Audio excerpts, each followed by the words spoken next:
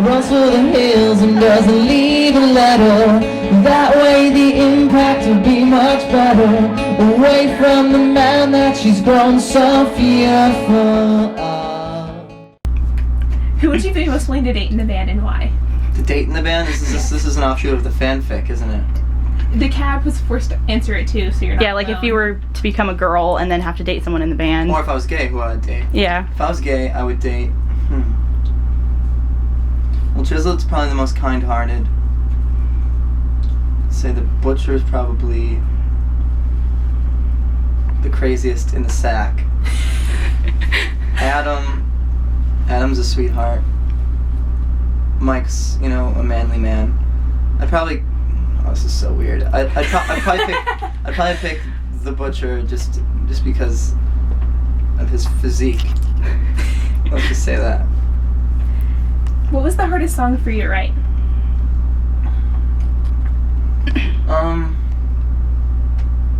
Probably the ones you never heard. The more natural a song comes across, the more natural it's created, the better it is usually.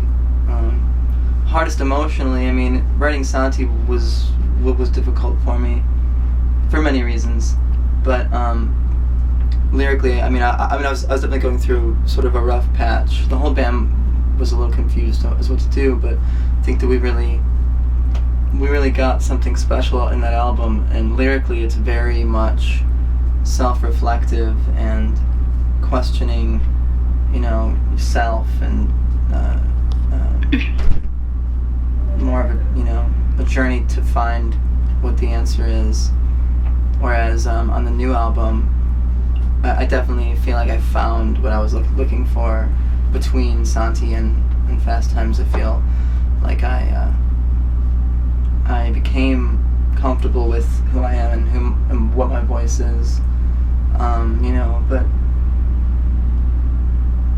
I'd say that the hardest songs to write are the ones that are most challenging on a personal level, as far as wanting to expose certain things or not wanting to expose certain things. It's a fine line between it being an autobiography and being storytelling, songwriting, which I found myself writing the line more towards autobiographical. Okay. On the subject of Santi, what was the one song or album that got you through it, the process, if any? I really felt strongly about everything we had. I felt like that was one of the songs that identified me. Like, I felt like my voice was definitely on it. And I like the songs that most people don't talk about. I love You Might Have Noticed, and I love Unexpected Places. Are my favorite songs on the album, and they're the least talked about songs by fans, but it is what it is. You've said many times that most of your songs come from personal experience. Where did you get the inspiration for Down and Out?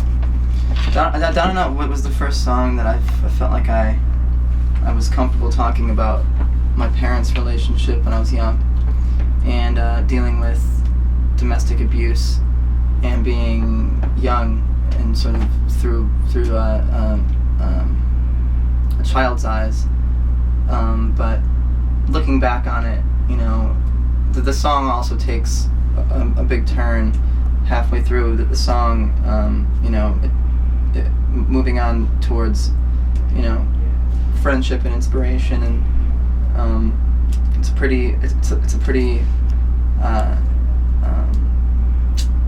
complex storyline, because I'm not really focused on the domestic abuse thing the whole time, but that was the initial spark of what I wanted to accomplish with it. Is that regardless, even in the best of times and the worst of times, it's always worth moving forward. Life's worth living, and that's really what I I wanted to say in the song. It's sort of a reminder to myself and, you know, everybody else that goes through some trials and tribulations in their life that they feel out of control, you know, so much that we can't control. All we have to do is really, you know, take the wheel at what you can, you know. That's probably my favorite song, so I put it in now. Thank you. So, what 5 places in Chicago should everyone go to that aren't the usual tourist attractions? Sorry, I went down the wrong pipe. I would say, even as a White Sox fan, I would say Wrigley Field needs to be seen by everyone. There's a venue called the Metro. It's right down the street from Wrigley Field, and that's a great place to see music. The Field Museum's pretty great. I know that's kind of like, these are kind of token tourist places, but I don't care. I'm going to talk about them anyway. I think the Adler Planetarium's really cool. I'm fascinated with, you know, the universe outside of our own. So, Any place? oh yeah, it's a place with many questions, and you know, so that all, I'm intrigued by that. And what is that, 4? Yeah. That's 4. 5, I would say there's an amazing restaurant called Blackbird. It's like, it's more of like a gourmet fine dining place. If you have some money to spare and a date, I would go there because it's wonderful gourmet food. Okay. Do you have a phobia? And if so, what is it? I don't know. What's the fear of failure? I don't know. That's I guess that's what it is. It works. Yeah. It's a phobia. I'm afraid of worms, so it's way better than mine. Worms? Yeah, sucks.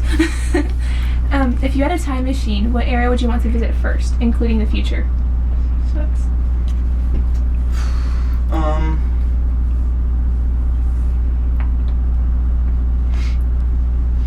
probably want to visit. I visit the future. I want to see what's up. I mean, you know, see where it stands. If I can go back, you know, if it's like in Back to the Future Part 2, where Biff Tannen controls, you know, the city, and then, you know, it's overrun with, you know, filth and poverty and violence, crime, then I would go back and try and change something along the way, best I could. Or, you know, especially with like friends and family, it's all that you really have, you know, unless you want to, you know, move forth in other endeavors. But I you know, I believe in taking care of your own, you know, your own circle of trust and family and friends. So I'd make sure that they were all okay.